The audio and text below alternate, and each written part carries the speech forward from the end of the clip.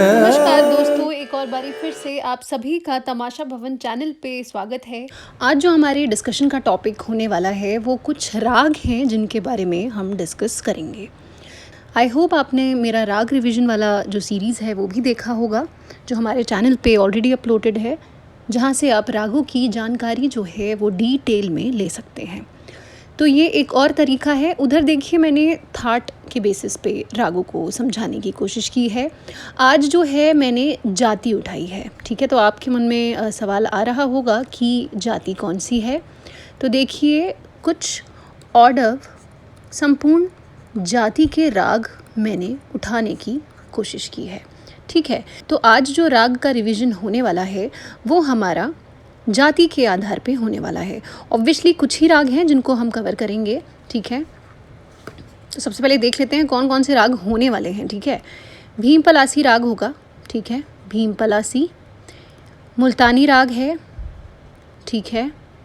फिर हमारा है मधुवंती। मधुवंती आप में से किसी ने कमेंट भी किया था, तो ये भी मैंने उठाया है, ठीक है। Multani, Bhim Palasi, Madhuvanti and then Patdeep. Okay, ये बहुत बेसिक राग हैं, आई होप आप लोगों को आते होंगे। और मारू बिहाग, ठीक है। तो इन सारे तो ये टोटल हमारे 5 राग हैं जिनके बारे में आज डिस्कशन करेंगे हम। तो चलिए शुरू करते हैं।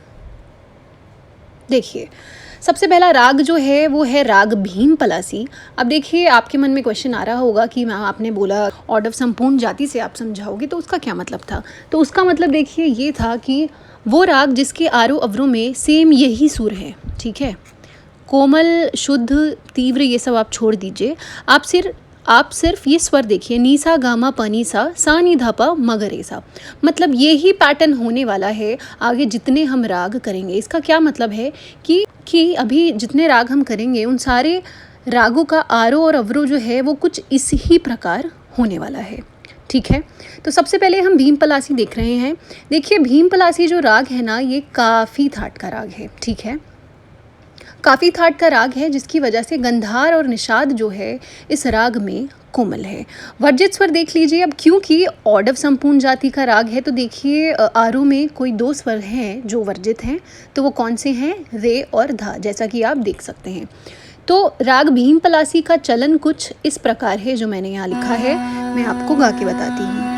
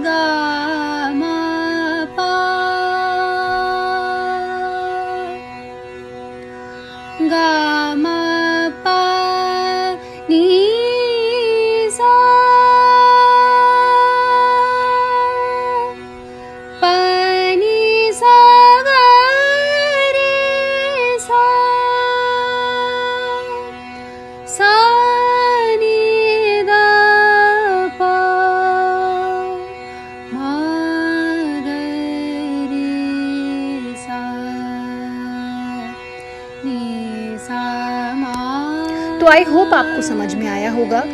तो राग भीम पलासी में मध्यम का स्थान बहुत ही ज़्यादा महत्वपूर्ण है, जिसकी वजह से राग भीम पलासी का वादी संवादी भी मध्यम और षडज ही है, ठीक है। आपने चलन सुना, आई होप आपको समझ आया होगा। अब हम राग भीम पलासी की थोड़ी सी विशेषताएं देख लेते हैं। देखिए सा म और पा गा जो है इधर मीन से लिया जाता है। राग भीम पलासी का सम प्राकृतिक राग कौन सा है, धनाश्री, ठीक है। इसका रस देखिए कैसा है, श्रृंगार और भक्ति दोनों ही है। राग भीम पलासी की प्रकृति गंभीर मानी जाती है और कर्नाटक भारतीय संगीत के अंदर राग भीम पलासी को आभेरी के नाम से जाना जाता है। ओके, अब चलिए आगे बढ़ते हैं। अब आप देखिए, इसी से अगर मैं आपको बताऊं, दूसरे राग की तरफ लेके चलूं, तो जब आप राग भीम पलासी में निषाद शुद्ध कर देंगे तो वो राग पटदीप बन जाएगा। देखिए यहाँ पे भी देखिए आरो अवरो सेम ही है, पर यहाँ पे निषाद जो है वो शुद्ध है, सिर्फ गंधार कोमल है। ठीक है, इसका भी जो थाट माना गया है ना वो काफ़ी ही है, और स्वर देखिए सिर्फ गंधार कोमल है। सेम वही पैटर्न है, आरो में रेधा वर्जित है, जिसकी वजह से इसकी जाति जो है वो ऑडव संपूर्ण है। इसका जो गायन समय है, राग पटदीप का गायन समय है दिन का तीसरा प्रहर, और वादी संवादी इधर पंचम और सा है। जहाँ भीम पलासी में मध्यम और सा है, वहीं पटदीप में पंचम और सा है। प से पटदीप, प से वादी स्वर, तो ऐसे आप याद रख सकते हो। बाकी इसका समय देख लीजिए, इसका समय है दिन का तीसरा प्रहर। ओके, देखिए राग पटदीप जो है, इसका संप्रकृतिक राग अगर हम देखें तो वो भीम पलासी है ऑब्वियसली। ठीक है, अवरों में कभी कभी तार सप्तक के सा से धा पर भी आते हैं। ठीक है, जो इसकी मुख्य पहचान है। तो अब मैं आपको थोड़ा सा राग पटदीप जो है वो गा के बताती हूँ। ठीक है, ये 2 फ्रेजेस मैं स्पेशली गाऊंगी, तो आप ध्यान से सुनिएगा। ठीक है, जिससे आपको चलन अच्छे से स्पष्ट हो जाए। गा मा पा नी सा धा पा, नी सा धा पा, गा मा ग रे सा, गा मा पा नी सा। तो आई होप आपको समझ आया होगा, और आपने सुना ही है कि कैसे मैंने इस फ्रेज को लिया है, और यही जो फ्रेज है इस राग की जान है। ठीक है, मतलब इसी से इस राग की पहचान है, आप ये समझ सकते हैं। ठीक है, आई होप आपको पटदीप क्लियर हुआ होगा। अब थोड़ा हम देख लेते हैं राग मधुवंती। अब देखिए राग मधुवंती कैसा है। अगर आप राग पटदीप में मध्यम जो है वो तीव्र कर देंगे तो वो एज इट इज़ क्या बन जाएगा, मधुवंती बन जाएगा।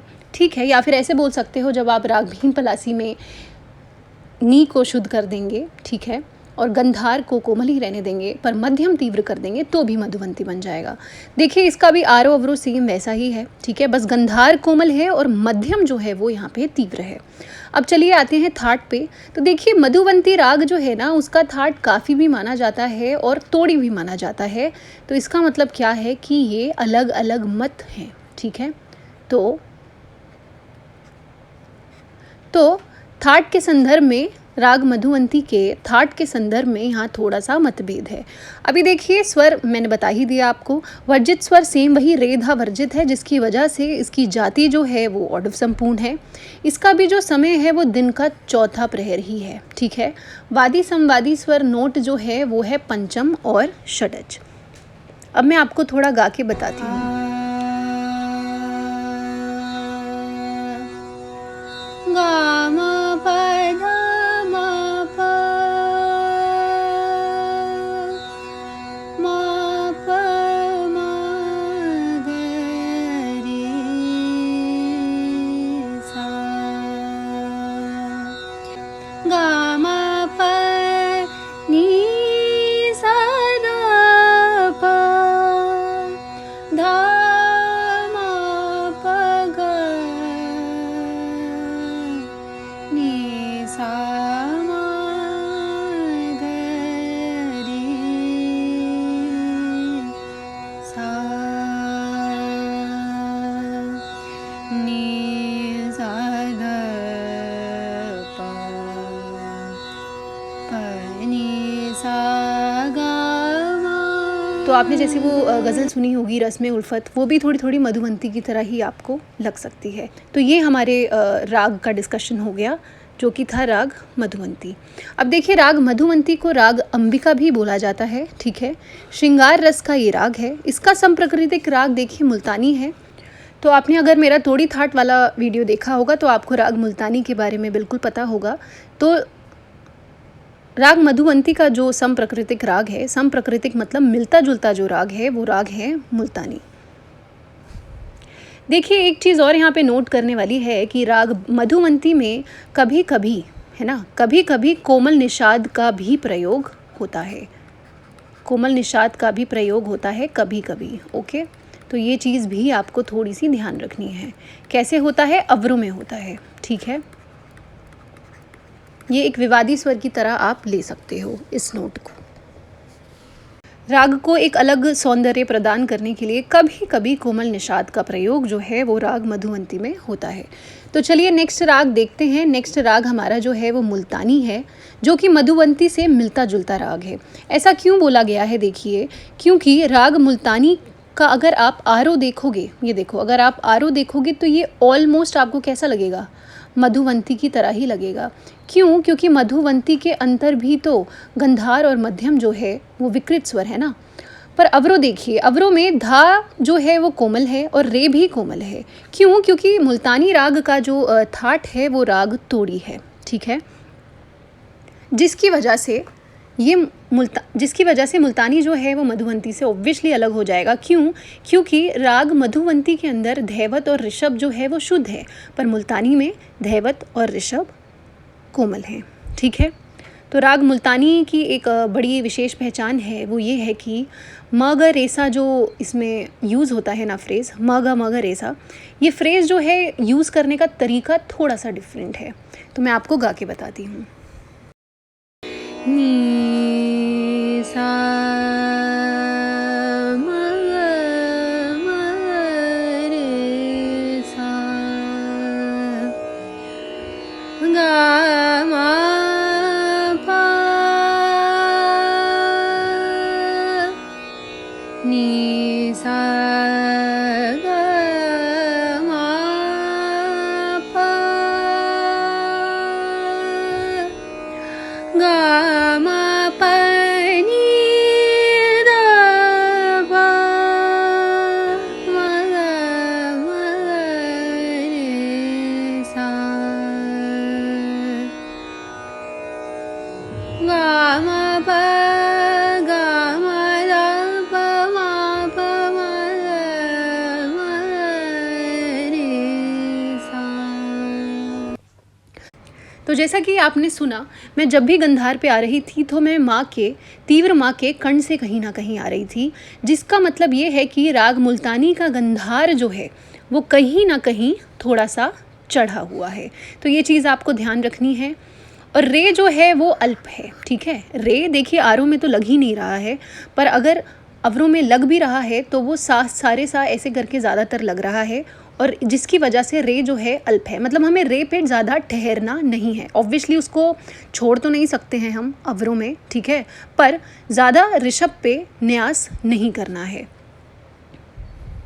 तो देखिए वादी स्वर है पंचम, संवादी स्वर है षडज। समय देखिए इसका दिन का चतुर्थ प्रहर है, मतलब चौथे प्रहर में ये राग गाया जाता है। वर्जित स्वर वही सेम, जाति जो है वो ऑर्डव संपूर्ण है। स्वर देखिए रे गा धा कोमल और माँ तीव्र। अगर हम राग मुल्तानी की विशेषता देखें तो वो कुछ इस प्रकार है। ये एक संधि प्रकाश राग है, पर मेल प्रवेशक राग भी है, क्योंकि ये राग तोड़ी से होके पूर्वी थाट के रागों में प्रवेश करता है, ठीक है। गंधार जो है इधर, वही ये चीज़ मैंने आपको बता ही दी है। तो ये हमारा हो गया राग मुल्तानी। अब देखिए राग मुल्तानी भले ही तोड़ी थाट का राग है, पर राग मुल्तानी में तोड़ी अंग कहीं पे भी नहीं लगा है।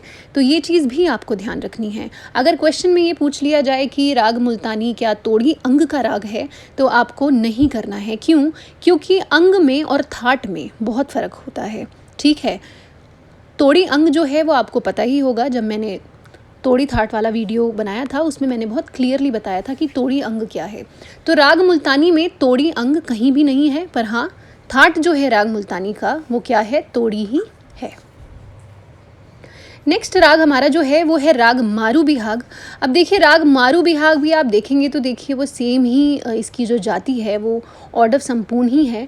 बस फ़र्क इतना है कि राग मारू बिहाग में तीव्र माँ का प्रयोग है और बाकी सारे स्वर शुद्ध हैं, ठीक है, जिसकी वजह से इसका जो थाट है वो कल्याण है।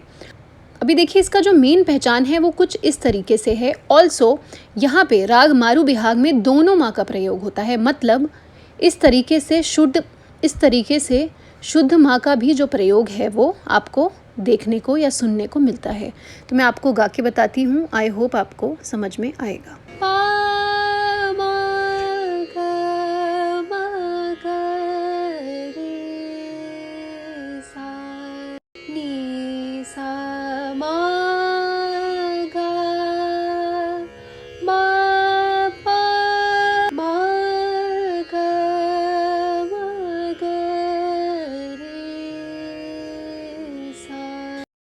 देखिए, राग मारू बिहाग का समय क्या है? रात्रि का दूसरा प्रहर है। ठीक है, इसकी जो जाति है वो है ऑर्डर संपूर्ण। ओके, वादी स्वर देखिए, ग नी भी कुछ लोग मानते हैं और कुछ लोग पंचम और सा भी मानते हैं। ओके, तो ये हो गया हमारा राग मारू बिहाग। आई होप आप लोगों को समझ में आया होगा। So that's it for the video and I hope आपको मेरा ये नया अप्रोच जो है रागों को समझने का वो पसंद आया होगा। आज हमने टोटल 5 राग जो हैं वो कवर करने की कोशिश की है। तो आप प्लीज़ इन सारे रागों का सिर्फ शास्त्र मत पढ़िए। मैं आपको सजेस्ट करूँगी कि इन सारे रागों का अगर आप बड़ा ख्याल प्रैक्टिस कर सकते हैं या छोटा ख्याल भी प्रैक्टिस कर सकते हैं विस्तार के साथ, ऑब्वियसली अलाप या तान, तो भी आपको राग को समझने में बहुत आसानी होगी। Thank you so much for watching. अगर आपको कंटेंट अच्छा लगा है तो प्लीज़ मेरे चैनल को सब्सक्राइब कीजिए। अपना फीडबैक जो है वो कमेंट में ज़रूर दीजिए। वीडियो को लाइक कीजिए और शेयर कीजिए। Thank you.